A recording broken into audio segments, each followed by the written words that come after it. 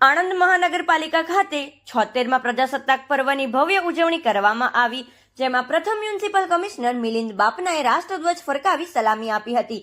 આ પ્રસંગે 68મી રાષ્ટ્રીય શાળા સ્પર્ધામાં ઉત્કૃષ્ટ પ્રદર્શન કરનાર મલિક રિઝવાન બાનુ સહિત 4 શિક્ષિકાઓ અલકાબેન મહિડા, દક્ષાબેન ખીમનાની, સંધ્યાબેન ચૌહાણ અને કલ્પનાબેન પરમારનું વિશેષ સન્માન કરવામાં આવ્યું હતું. નગરની સ્વચ્છતા જાળવવામાં મહત્વપૂર્ણ યોગદાન આપનાર 3 શ્રેષ્ઠ સફાઈ કર્મચારીઓ ધનવંતભાઈ વાઘેલા, જસોદાબેન સોલંકી અને રાજેશભાઈ વાઘેલાને પણ શાલ અને સન્માનપત્રથી નવાજવામાં આવ્યા હતા.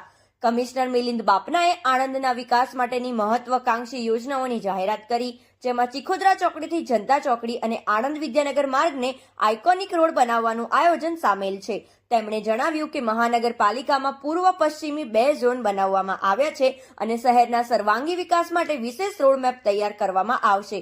કાર્યક્રમમાં નાયબ મ્યુનિસિપલ કમિશનર નીલાક્ષ મકવાણા, એસ.કે. ગરવાલ, વિવિધ વિભાગોના અધિકારીઓ, કર્મચારીઓ, શાળાના વિદ્યાર્થીઓ અને શિક્ષકો સહિત મોટી સંખ્યામાં નગરજનો ઉપસ્થિત રહ્યા હતા.